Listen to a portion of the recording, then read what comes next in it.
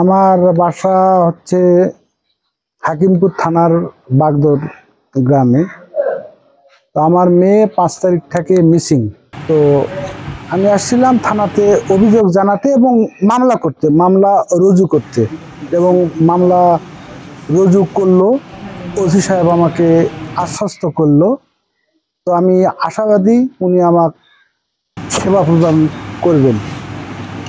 তো এসে দেখলাম থানার কার্যক্রম স্বাভাবিকভাবেই চলতেছে। এনাদের ব্যবহার এবং সেবা অত্যন্তই ভালো।